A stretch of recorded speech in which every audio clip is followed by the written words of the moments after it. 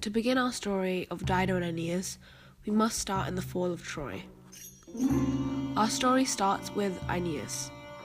Aeneas is the son of Venus, goddess of love, and a Trojan noble Anchises. As the Greeks began to sack Troy, Aeneas went out to fight against them. However, Venus, Aeneas' mother, told him to take his family and flee the burning city. Aeneas' family consisted of Anchises, his elderly father, his wife, Creusa, and his son, Aeneas Iulus. Venus also tells Aeneas that he is destined to found New Troy and keep Troy's legacy alive. Aeneas tells his family of what Venus has told him, and Anchises is unwilling to leave his beloved city. However, a sign from the gods in the form of a flame falls onto the head of Aeneas' son, Aeneas Iulus, and this sign convinces Anchises to leave. Anchises packs up the Penates, while Creusa packs up the family's important belongings. Aeneas carries Anchises and Aeneas Iulus by hand onto the ships, waiting to take the fleeing Trojans away from Troy to continue the Trojan legacy. Once on the ship, Aeneas realizes that Creusa is not with him and goes back to find her. While looking for her, Aeneas finds her ghost instead. Creusa tells him that it is his destiny to found a new city, to continue the bloodline of Troy, to stop looking for her. Aeneas boards the ship and sets sail on the arduous journey to found New Troy.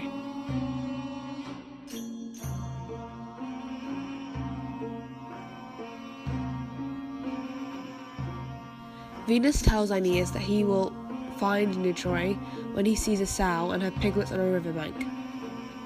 Unbeknown to Aeneas, he has gained an indirect enemy in Juno, queen of the gods. Juno hates Aeneas for the sole reason that he is the son of Venus. Venus has slighted Juno because Jupiter, Juno's husband, is often unfaithful to her, and as Venus is the god of love, this is her fault. Juno also hates Venus because of the judgment of Paris.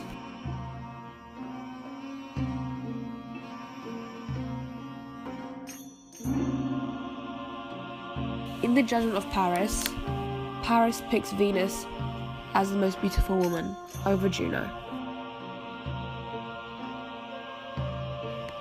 Juno hopes that her city, Carthage, will become New Troy. However, this is not fated to be. This city belongs to Dido, our second focus of our story. On Aeneas' journey to found New Troy, Juno tries to sink his ship with storms, with help from Neptune, god of seas and storms. Venus, seeing her son's exhaustion, suggests that Aeneas goes to Carthage to rest, making Juno believe there is a possibility for Carthage to be New Troy, thereby appeasing Juno a little. However, Aeneas' fate is locked in place, and no amount of control exerted from the goddess can affect that. Aeneas arrives in a small harbour near Carthage in North Africa, which is currently being built by Queen Dido. And so, our story shifts towards Dido and her past.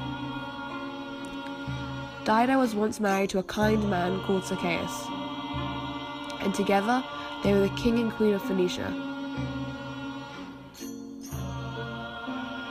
However, Dido had a brother called Pygmalion who was rather sour about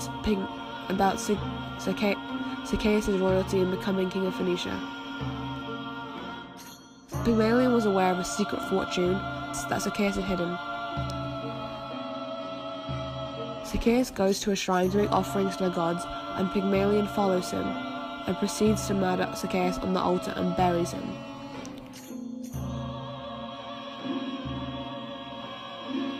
Dido is heartbroken due to her husband's absence, and completely unaware of the crime committed to her husband by Pygmalion. Dido is visited by Zacchaeus' ghost, who tells her that Pygmalion has killed him, as well as the location of his treasure, and to take the Phoenicians elsewhere, far from wicked Pygmalion. After Zacchaeus' death, Dido took a vow to Juno that she will remain loyal to Zacchaeus and will never remarry. Dido does as Zacchaeus says and travels to the shores of Africa to found her new city and gains land through Iarbas, a chieftain who wishes to marry her, but her vow to Juno voids these possibilities. To still gain the land, Iarbas tells Dido that he will sell her as much land as she can hold in an ox hide, in an attempt to trick her into only getting a small piece of land. However, Dido pays him with as much gold that would fit in an ox's hide, and this is the amount of land that she gains. Dido gains her new land, which becomes Carthage, with her loyal Phoenician followers.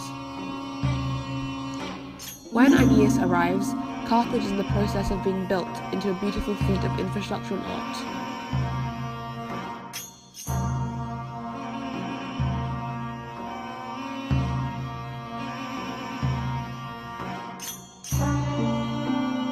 Aeneas, worried about the Carthaginians, is cloaked with a cloud of invisibility from his mother Venus.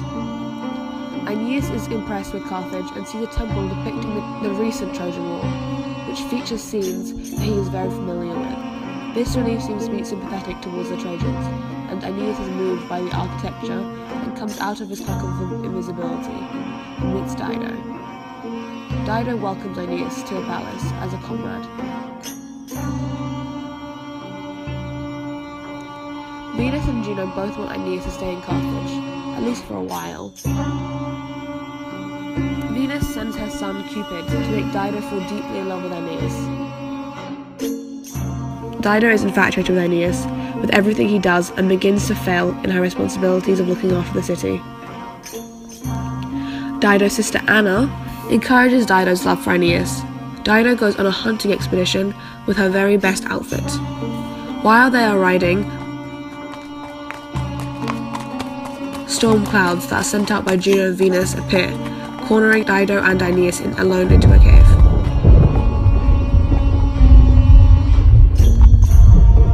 Dido is troubled by her vow to abstain from love and marriage to Juno, and being alone with Aeneas is tainting her relationship.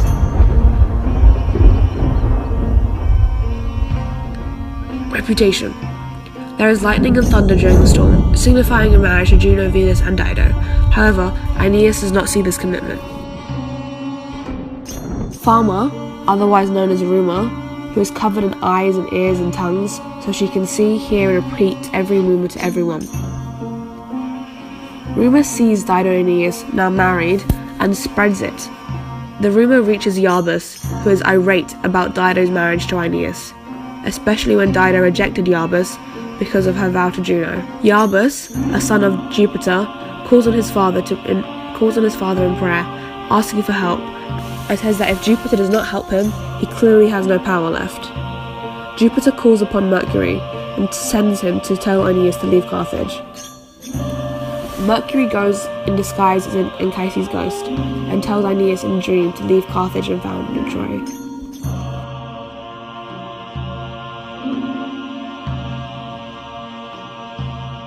Aeneas tells his men to load the ships and get them ready to leave Carthage. He does not tell Dido about his leaving, and before he gets a chance to, Fama tells Dido, and Dido becomes irate about Aeneas' leaving.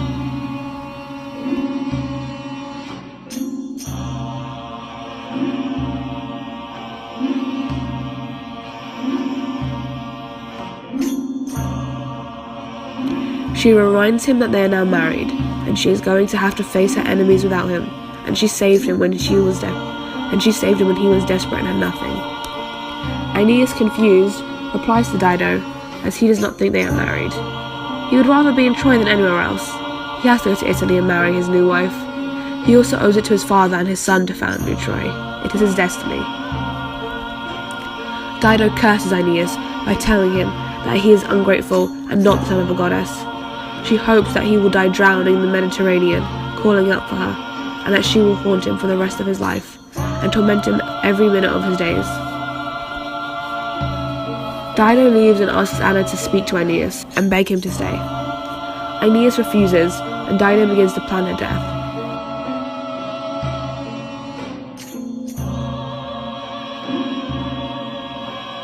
Dido says that there is a priestess who has the power to end a love or cause torment to end someone for betraying love. Dido then asks Anna to build a pyre in the courtyard, put everything related to Aeneas on it. Dido climbs on top of the pyre and kills herself using Aeneas' sword. She curses Aeneas and his descendants.